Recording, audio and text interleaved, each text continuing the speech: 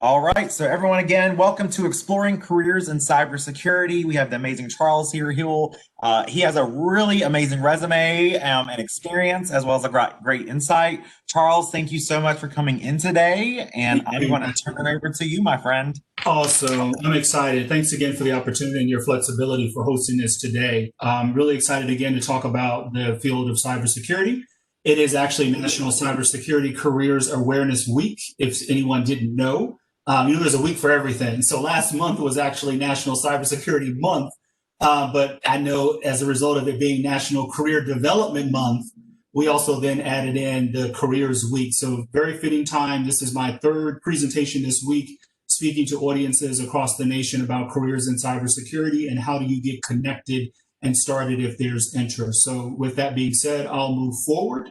And as Matthew mentioned, feel free to put some questions in the chat box. I'll pause as needed to answer those, but I'll certainly leave time at the end for folks to ask questions because I love engaging with the audience. So Matthew, I'll defer to you to make sure I stay on time. And I'll get a cue from you when we're getting closer to our 30-minute window. Awesome. So first off, let me make sure I get my screen here.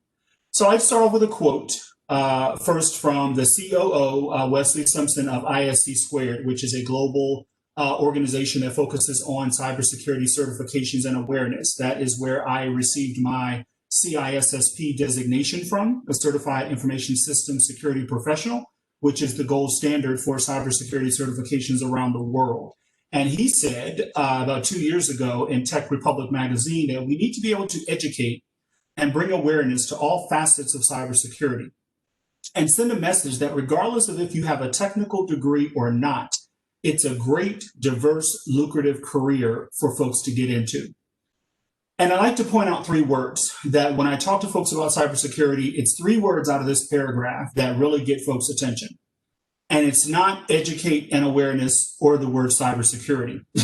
It's actually great, diverse, and lucrative. Those are three words that when folks hear that, they're like, that's the career I want to go into. Cybersecurity is for me. But getting into cyber is not as easy as you can imagine. I liken it often to the stock market. If you hear someone talk about the stock market, they'll also say that it's great, it's diverse, and it can be very lucrative.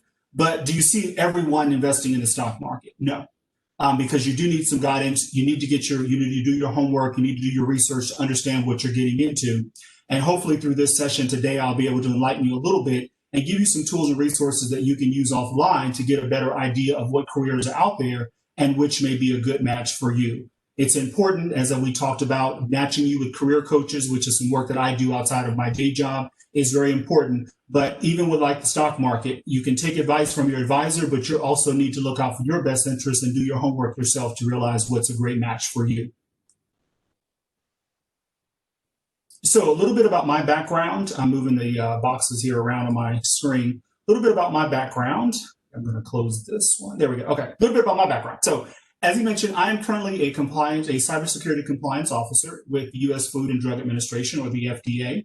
Been with the FDA for about 2 years now. I started back in 2008 after taking a short stint to work in higher ed, where I worked at Northern Virginia Community College, which is the largest community college in Virginia and second largest community college in the United States. They had received funding from the state to be able to increase the number of cybersecurity graduates coming out of higher ed institutions in Northern Virginia. So I came on board as an outreach coordinator, and I worked closely with industry, the local K-12 school district, and also my college counterparts to sort of fill that pipeline between, you've got students in high school, want to get into cyber, we get them into our cyber program at Nova, they then transfer to George Mason or other universities, get their degree, and then we put them in the workforce. Well, what does that look like? That's the role that I had. How do we map this out in such a way that we engage them in high school with some cyber competitions we would do, some summer camps? Then once they got to our campus at Nova, we would then engage them in workshops around resume writing, some of the similar things your career office does. And then, of course, once they transitioned to the four-year university, we wanted to connect them with internship, research opportunities, and guest speakers to ensure that they're on the right path to connecting to the cybersecurity career of their choice. I got into that field as a result of spending about 13 years working for the CIA. Yes, that was my job out of college. They recruited me like 2 weeks after September 11th. And I'm sure for a lot of students on this call, September 11th seems like a far distant memory. But for me, it seemed like yesterday because I spent so much time there supporting the work of the CIA. My first job walking in the door was an IT support specialist for the Iraq operations group. That group was, of course, responsible for preparing for the Operation Iraqi Freedom, which is a huge component of the war on terrorism in 2003 through 2010. I then transitioned into cybersecurity as what they call an ISSO, or Information Systems Security Officer. And my role was really to work with the different components and offices within the agency to ensure that the systems that they were procuring or developing were meeting government standards and CIA standards to be secure if they're on the internet or if they're internal. Again, as I mentioned, I worked there for about 13 years, and we were having a huge challenge on a number of projects, getting individuals that we could hire from across the nation to, one, come work for the government, but for two, come into the agency as a cybersecurity professional. So that's what sort of drove me to take that job at Nova, because I'm a love problem solving. So I wanted to get deeper into understanding what were the challenges. Why aren't people interested in this great, lucrative, and diverse field? And I learned a lot, and we'll talk a little bit about that during the next couple slides. And then last but not least, my first job in college as an intern is I actually worked as a help desk technician for the Office of the Secretary of Defense at the Pentagon. And this is sort of my claim to fame, a little known fact that people kind of get a joke out of. I say it was a help desk technician, but you won't believe they actually had me assigned to the basement. And I was scanning in old documents, treaties that had literally been signed by Thomas Jefferson, that they had stored these documents in filing cabinets in the basement of the Pentagon. And I would take them out, and of course the paper's falling apart, it's old, and I literally had to use gloves and special materials to handle it. And they were digitizing all of these documents back in 1997. It was the year I had this job.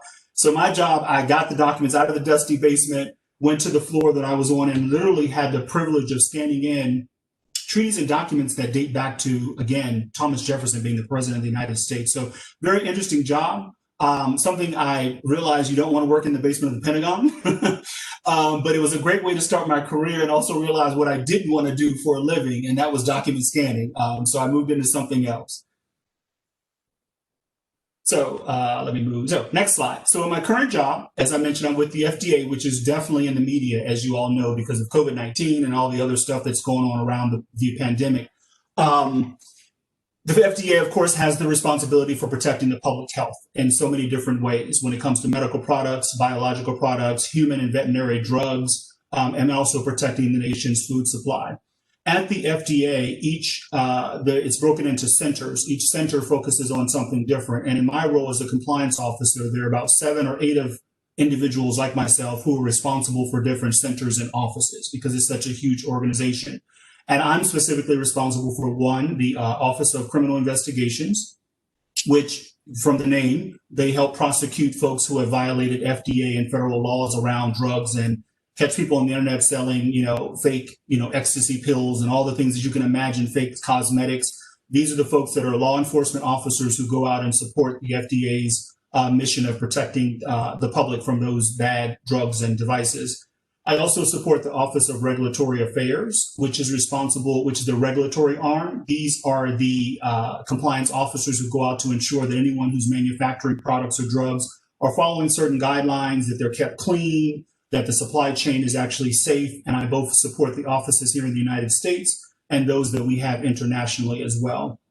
I also support the Center for Veterinary Medicine, which is an interesting office. It's one of the smallest offices in the FDA, but from the name, they actually look at all the medicines that are given to animals and pets in our country. And we love our pets here in America, and we also love our food. So those are very two important things, and they don't like being the smallest organization because they're actually start at the beginning of the food chain. They make sure that anything that's given to livestock and any food that, drugs that are given to them actually, that are safe to consume so that when it meets our table or we bring our pets into our home, we're not causing them harm.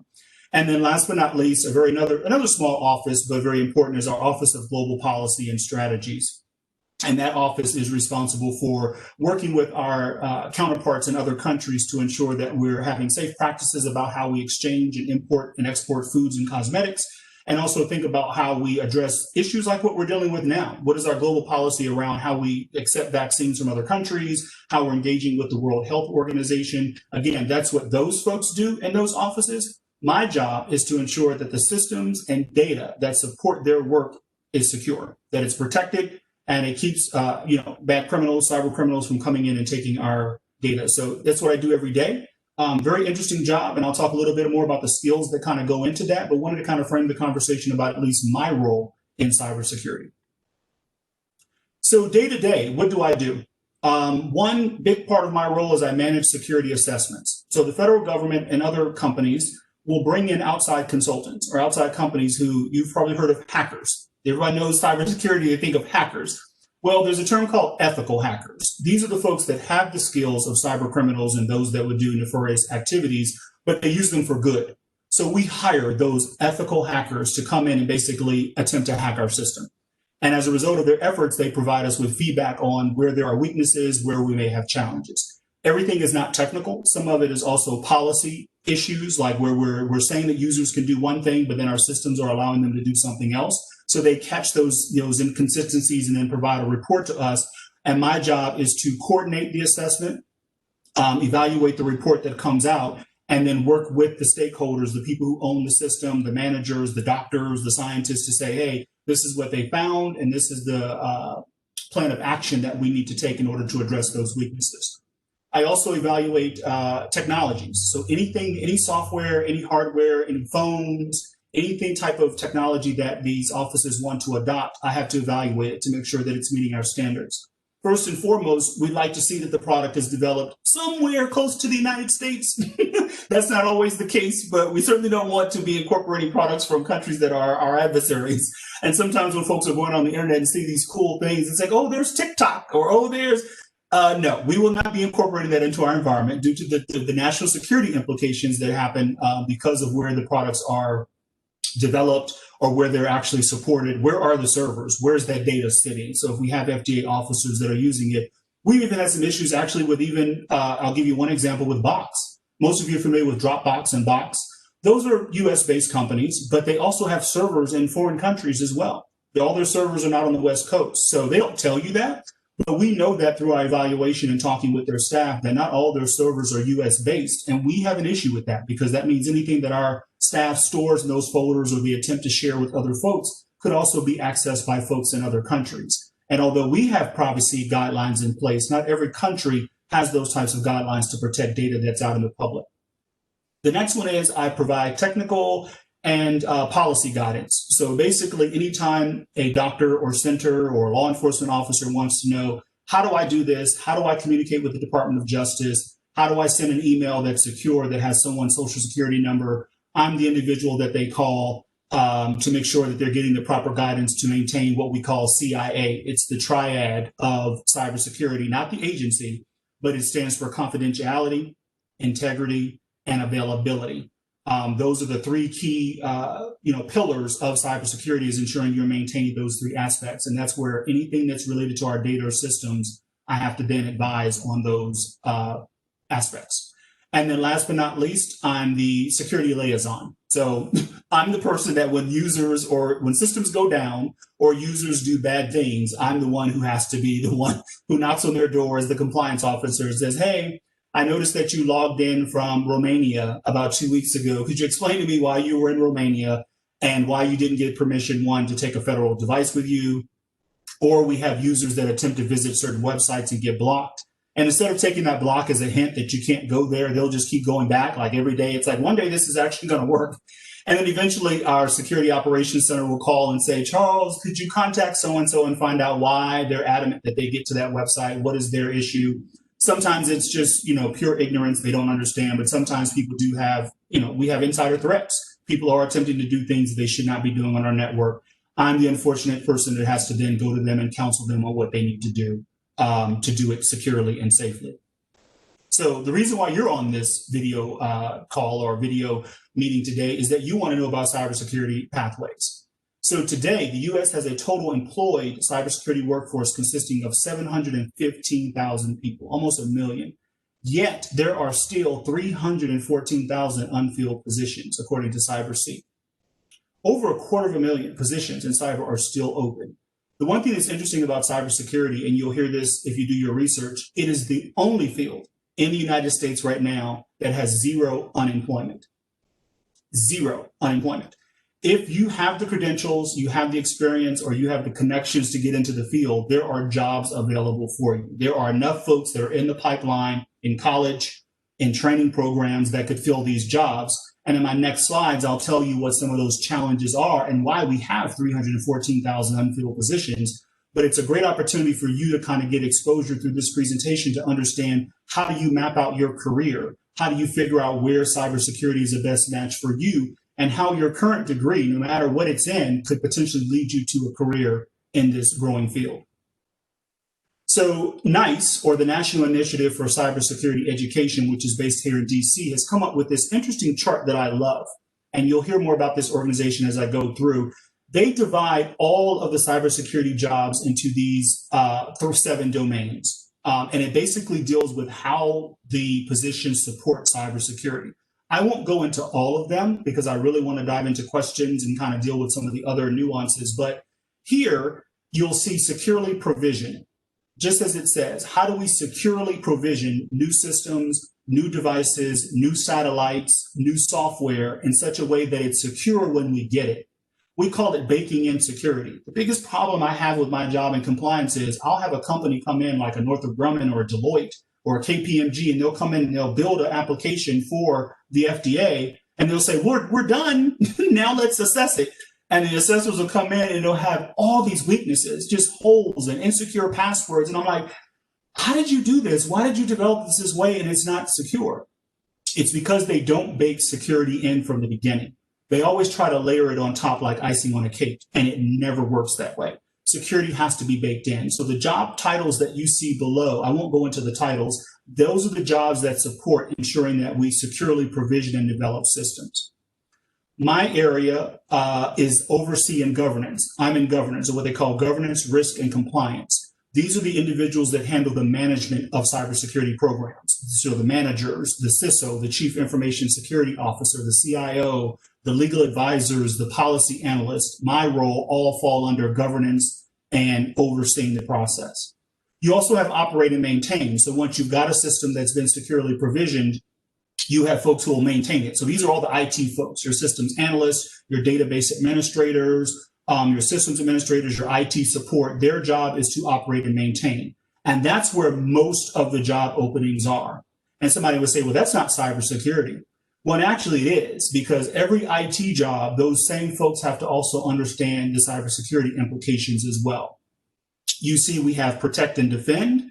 That's those ethical hackers. Those are the people with the hoodies on that you hear about in the Red Hat conference out in California or wherever it is on the West Coast. That's where all these folks that are really into the hacking and understanding the dark web, and those folks are in that protect and defend area. So they're your incident responders. When there's been an incident or a breach of a system, they come in and figure out what happened. And then, as I mentioned, our assessment teams do what they call penetration testing. So we're sort of going in and attacking the system to see what they can do.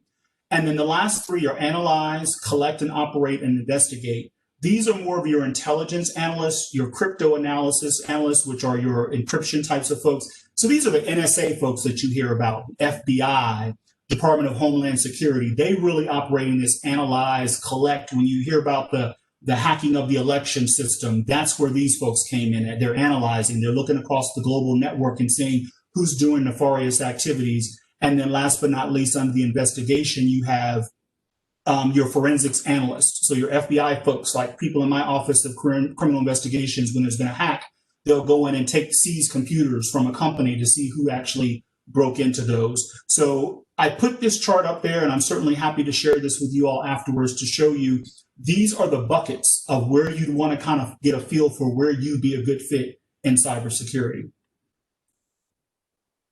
I'm going to skip the next slide, and I'll go back to it if I have time. I'm looking at my time. I really want to address some of the next things. And this one, I really talk about some of the skills, but most important is, what are some of the challenges with getting into the cyber field? I've been on a couple podcasts this week.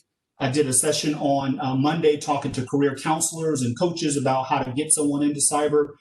The reason why all this conversation is happening is because it's not as easy as you think.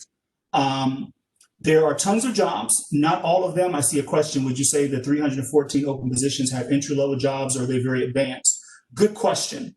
It varies. A lot of the jobs are mid-level jobs. Don't get me wrong. There aren't a lot of entry-level. But the key thing is understanding where those jobs are and the skills that you need that are considered entry-level. And that's one of the challenges in the industry, both inside and out. That lack of awareness and understanding of what is considered entry level, what is considered mid-career, and what is considered advanced. People have trouble explaining that, because you'll see, as I dive through these bullet points, in every job description you see, there's a huge focus on technical skills and experience. So you think, well, if I have to have all these technical skills and all this prior experience, how is it an entry-level job? Sometimes they are literally entry-level jobs, but these companies are trying to get the biggest bang for their buck because there's such a huge demand that they basically throw the kitchen sink into the job description. So as many of those boxes as you can check, the greater of a candidate you are. But I tell folks all the time, even if you don't have the requisite experience, all of it, still apply for the job. Because what they'll do is if you've got 5 of the 10 and someone else has 3, you'll get the job. You may not have all 10, but someone else threw their hat. They gave it a try. They shoot their shot, or whatever the terminology is. They only had 3. You had 5. So they're going to bring you in because you've got a lot of that experience. The next thing is that the job descriptions are very complex. What someone may call a cybersecurity engineer in Northern Virginia or in the metropolitan DC area is not the same job of a cybersecurity engineer in Texas, because there's different industries, there's different job titles. So you also find that a lot of the job descriptions don't make sense. People will go on there and say, oh, you're looking for a cybersecurity analyst, or say, for instance, my title, Cybersecurity Compliance Officer. That can be described in so many different ways. But when you get down into the root of the job, you'll see that it's all about governance and compliance, or it's all about analysis. You have to dig deeper. And there's some resources that I'm going to share at the end of my slide deck that'll help you better understand how you differentiate between what they're really looking for. And then last but not least, recruitment practices have not evolved. You have HR folks, God bless them. They've been doing these jobs for years and years, and not much has changed when it comes to hiring a lawyer. Not much has changed when it's come to hiring an administrative assistant or someone to work in the HVAC part of the company. But these cybersecurity roles are new. And when these job descriptions are drafted, they're drafted by, with a certain category and a certain format. And when the resumes come back in, if your job doesn't get past that tracking system, that is, and I'm sure you get this through your career coaching and the work that they're doing at the university, if it can't get past that tracking system, it's never going to see the HR person, let alone never see the manager. And the challenge is, if the manager got that resume, they would say, oh my God, this person's pretty good. They don't have this, but I see they've done this. Let's bring them in and interview them anyway. HR people don't do that. They only get back what the system gives them. So if they look at it and say, you're not a good fit, and the system says you're not a good fit, you're not a good fit. That's a very antiquated process. And a lot of companies are changing that because of technology. Imagine an HR person getting it and saying, what is data analytics? I see here it talks about Python and firewalls. They have no clue what that means. But if you got that in front of a recruiting manager, they would be able to quickly ascertain whether or not you're a good fit. So recruitment practices hasn't changed. So I don't care what company you go to, from Dominion Power to Intel. Well, let's not talk about the Silicon Valley. Their processes are totally different. But your staple companies haven't evolved to the point where they can actively recruit cyber and really technical folks quickly, because they're still treating those jobs like traditional 9-to-5 jobs in the company. So that's changing. And that's where networking and meeting and finding folks that are already in industry is very helpful, because it never beats a good connection within a company or an HR to kind of get your resume past that hump. So choosing the right career. Choosing the right career in cybersecurity really boils down to these facets of just typical career development. Any job you're looking at or any field you're looking to get into in cybersecurity boils down to these orange bullets. First off, whether or not you're going to go into something that's management or technical. I'm sitting in more of a management role. I couldn't, code hello world if you put a gun to my head. I'm just not a coder. I'm not a technical person. I'm not a creative. I don't like doing coding and, configuring servers. So that's a totally different aspect of cybersecurity that I support, but I don't have the expertise or even interest in. I'm more on the governance and management side. I write lots of reports. I do lots of presentations to our Chief Information Security Officer. I read a lot of policy guidance that comes out of NIST and from the Office of Personnel Management in the White House. That's my bailiwick. That's the aspect of cybersecurity that I enjoy. Whereas I have colleagues who are less, the other bullet, people oriented. They're less people oriented. So they enjoy sitting in the back server room in a dark data center, adding in codes, putting in scripts, configuring systems. Being people oriented really also determines where you fit on that spectrum. Work location is also important. I mean, here in the DC area, a lot of the work around cyber focuses on the government. That's not the case in Silicon Valley. A lot of the work focuses around the tech companies and the startups. If you're in Texas, it's the energy industry. If you're in Florida, it's tourism. Imagine how many cyber folks work for Disney. A lot. People don't think it, but a lot of cyber people actually work. And I was on a conference with folks from Disney saying they're struggling to get people to come work. I'm like, struggling to get people to work at Disney? But again, people don't traditionally think cybersecurity, Disney, like, yes, they have very, very complex systems. And she said the number one thing that they really strive to protect at Disney is the movies from being hacked and getting out into the market before they can release them to the theaters. I never thought about that. I'm like, wow, that's interesting. Like, they spend most of their time trying to protect their intellectual property, the movies, the ideas around new theme parks that they're developing. That's a huge, money thing for them. So work location determines also what type of field or industry you'll end up getting in. And then last but not least, what is your employment timeline? If you're just getting ready to graduate out of college, your employment timeline may not be as urgent because you may want to go back and get a master's degree or a PhD. You may want to do some internships. You may also want to work on some certifications, whereas I work with other folks who are already in the industry and are looking to do, like someone described in the question, sort of get to that mid-level job or advanced. Their employment timeline is a little bit tighter because they don't have time to go back to school or take a whole bunch of training. They're looking to make a move now. So your employment timeline also determines how quickly you get into the field and how fast you advance in the field. The last slide here, before I start diving into questions, two more slides. One is the emerging areas. I know I'm doing risk and compliance has been around for ages in cybersecurity. As long as there's been a field, there's been someone who has to manage and govern it. But these are some emerging areas that I don't have a lot of knowledge about. But those of you who are looking to get into cybersecurity and are coming out of college in the next few years, you need to be focused on these areas because this is where technology is going. And that's one, cloud computing. And when I say the word cloud computing, I'm sure everyone says Amazon Web Services.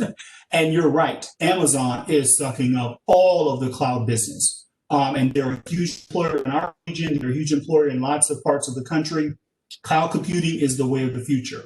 Internet of Things is slowly coming into the FDA. The devices that people use in hospitals are now connected to the internet because you can manage these devices from behind the scenes. They can connect to another hospital to share data with another doctor. I mean, this is becoming a huge facet of our work and for other companies. And then last but not least, artificial intelligence, one that's really fascinating, but cybersecurity has huge implications for artificial intelligence. It's used a lot in the devices that we use to track internet traffic, where the system is learning what is considered good traffic, what's considered bad traffic. When are there anomalies? I mean, if we see a spike in our traffic on a Saturday morning, what's going on? That's all artificial intelligence that's being developed and built into the systems that we're using in the field of cybersecurity.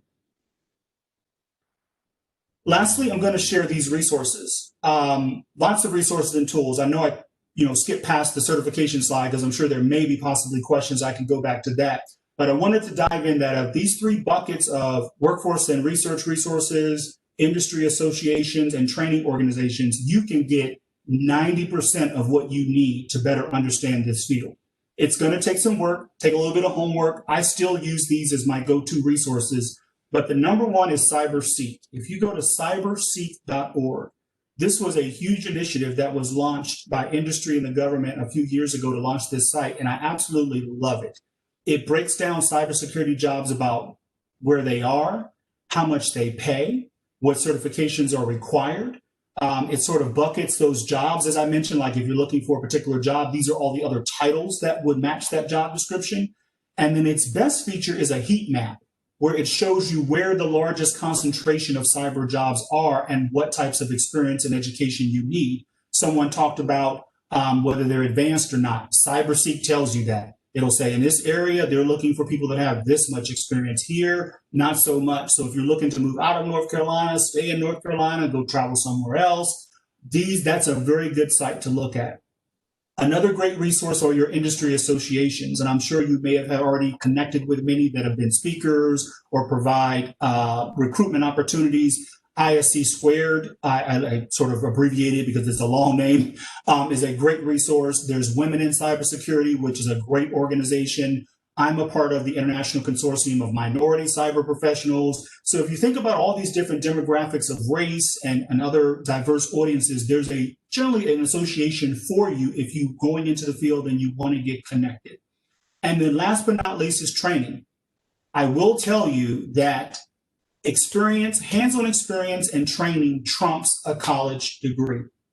I hate to disappoint you because I know you're in college and you're getting ready to graduate. And you're like, I put all this money in a college degree and you're telling me that this training and hands-on? Yes, unfortunately, in the cybersecurity industry, training, hands-on training through proving in certifications or classes that you've taken trumps a college degree. College degree is great because it will help with your upward mobility. If you want to become a chief information security officer, you want to move up in a company, college degrees are still that barrier, not to say barrier, it's still that threshold where if you don't have it, you're going to be limited, but you do have the degree, you're going to go further. But when it comes to getting in the door to any organization in cybersecurity, they're going to look at what types of hands-on experience you have, classes that you've taken and gained something that you can tangibly use the moment you step into the workplace. Because not every cybersecurity degree at every institution is the same. Some are more theory, not much hands-on. Some are more technical. I don't know about the programs that are available at your university, but that's where employers sort of make that delta of, I'd rather get someone who's got some hands-on and technical. And the sites that I've listed here, CompTIA, the SANS Institute, Cybrary, a lot of the resources for training are actually free. I know a lot of you are paying the college tuition. I know I'm still paying back student loan debt myself. So take advantage of Cybrary, CompTIA, search their website, and they'll tell you when they're offering free classes that you can take. As a student, you can get student membership to all the associations that I just mentioned. I mean, I pay a couple $100 to join ISSA. As a student, you could join for under $100, and they offer free training. So go to their website, join as a student member. That's the benefit you have as being a college student. Join, and then take advantage of the resources that they're offering for free that's quickly and already available to you, and it's relevant to what's happening in the real world. So if you want to connect with me, pardon my knee is over the tail of the bird there. If you want to connect with me, I am on Twitter, and I am Charles Brit. You can also link with me on LinkedIn. And I also have a website where, again, I do career coaching. I do some consulting and working with groups and organizations across the country to help them develop programs for youth, but then I also work with college students and others who are looking to sort of break into the field. And you can learn more about that opportunities and what I'm doing in that space on my website. So at this time, I will end it there and see if there are any questions in the chat box or if there's some that would like to come through from the audience. Yeah, definitely. That was amazing. That was super helpful. We have a few questions. Let's see here. How would a language degree help my search for careers in cybersecurity? And that's a question from Mary. Mary, that is an amazing one. It would be great because, particularly for companies that have an international presence, I will tell you that, including the federal government, to have someone who speaks another language, primarily languages in countries where they're more competitive to the United States, to be able to bring in some competitiveness to that company, such as Intel. Intel's competing for that space of building, semiconductors. You got Microsoft competing for software development. If you speak another language, that is amazing because this global economy that we in now is not just about what's happening in the United States, but what's happening around the world. And I know, again, from my experience at the CIA, language was huge. If you spoke another language, you immediately got deployed to that country, and it didn't have to be. You'd have to be a spy or an agent. You could actually work in IT and technical because we then have counterparts in those countries that we worked with. And if you spoke that language, it was a huge plus. So I would use it to the advantage of looking at companies that have an international presence, particularly even in cybersecurity like Symantec, which is, has your Norton antivirus. I'm sure there's a way because their product is distributed nationwide. Even if they have folks who are actually installing this and working with other government clients, other customers that are around the globe, you'd be a huge asset to a firm if you've married that with a cybersecurity background. Nice. Another question from Lori. Are you aware of resources that provide individuals with funding to pursue a certification, since those are expensive? Oh, yeah. Certifications are expensive, particularly the training classes. The exams aren't as expensive. And I'll go back. Let me go back to the slide since she asked that, because I did have a slide on that. So yes, here you see that, yes, training can be expensive. It can range from free to about $5,000. I took a $5,000 CISSP course that I really felt was worth $500, but my company paid for it, the organization paid for it, but I actually did better studying at home. It was the test that I needed assistance with, because the test for the CISSP is about $600. So yes, there are organizations that do that. The Cybrary that I mentioned in the slide at the bottom there, cybrary.it, they had the best CISSP course. And I commented on LinkedIn, I talked about it in my social media. It was free. And the course they offered was the best. It was better than the $5,000. So CompTIA and SANS offer those same types of free courses. And as I mentioned, take advantage of those associations. Once you join Women in Cybersecurity, once you join ISSA, I can guarantee you, I get emails every week where they're saying, thanks for being a member. We're offering this free training. And you're like, what? Free? Jump on it. And then depending on where you live, if there's a huge demand for cyber professionals, check with your state workforce development. We have an initiative right here going on in Northern Virginia. The demand is so bad in Northern Virginia, in the DC area, that the state actually used some of the pandemic money to fund free training for people that wanted to go into cyber in our area. Imagine that. Like if you lost your job, they specifically allotted some of the pandemic money to say, hey, go learn Security Plus, go get your A+ certification, and it's free. And again, a lot of people didn't know. They're like, oh, I'm in college. I'm like, no, just go directly to the state workforce agency. They'll tell you where to go, where the classes are offered.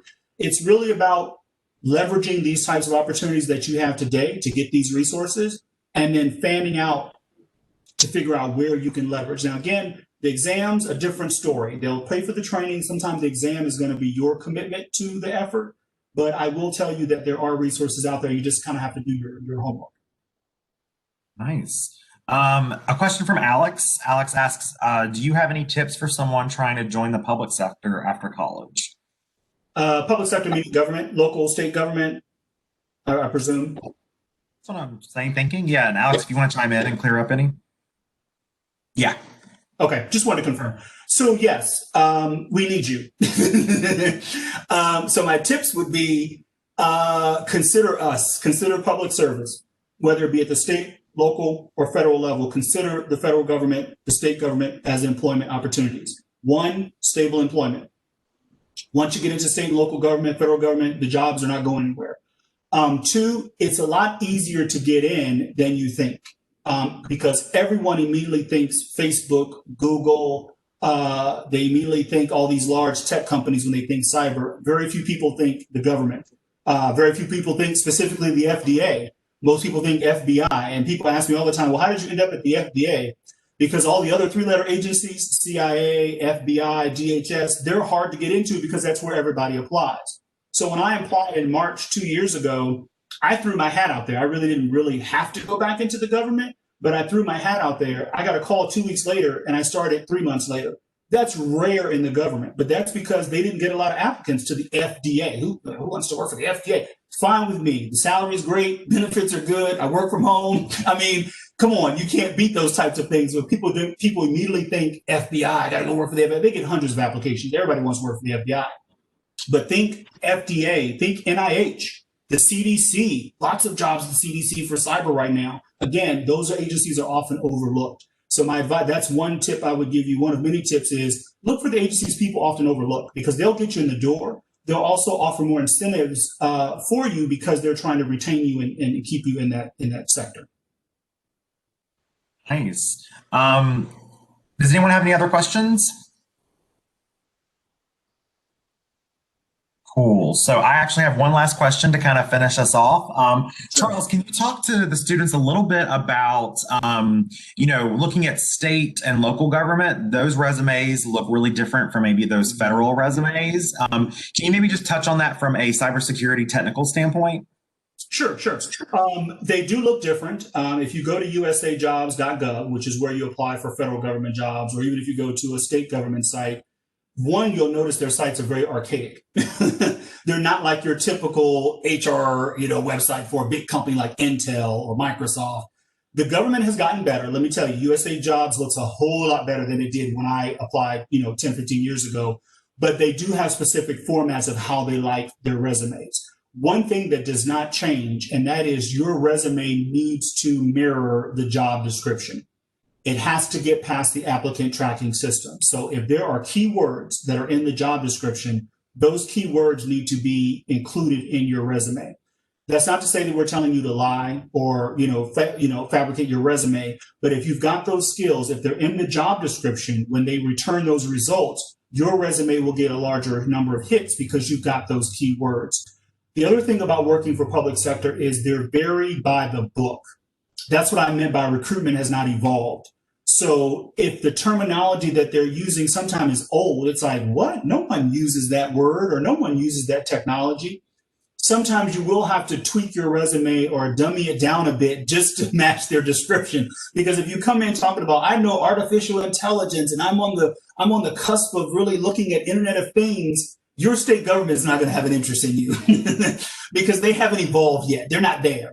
So you may have to, not only say dummy your resume down, but really mirror what they're looking for.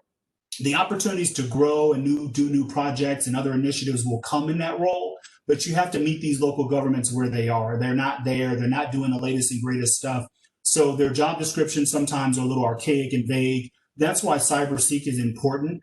A website to look at because it'll filter out what are they really looking for, what are they asking for.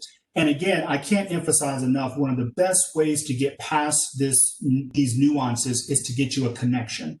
Find someone who works at that in a state government and a local government, even if they're not in cybersecurity. They at least have access to the global address book or have access to a system that will tell you who works in those environments. And those folks will be even better than myself to tell you this is what you got to do to get your resume through the system. Like for me at the FDA, I will tell you what got my resume through. Interestingly enough, was not as much my technical skills, but communication skills.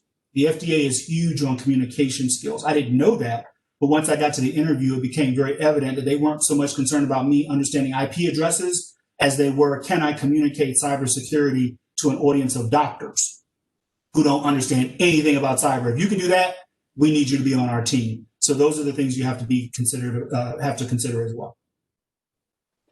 Awesome. Well, Charles, thank you for educating us all today, giving us more insight. I know we have a lot of students interested in federal government. So really thank you today for sharing with us. I encourage students, make sure you're following him on Twitter, check out his website, check out him on LinkedIn, make sure you connect. And when you connect, send a personalized invite about how he may know you from the presentation today. Yes. But yeah, Charles, hopefully we'll have you back again. And yes, we'd love to have you back and jump, even more into those cybersecurity careers. Everyone, feel free to check out career.uncc.edu/events to see more events coming up. You can also check out hireniner.uncc.edu to see roles that you might be able to apply for. And until next time, everyone have a great week. Thank you very much. Bye, y'all. Thank you.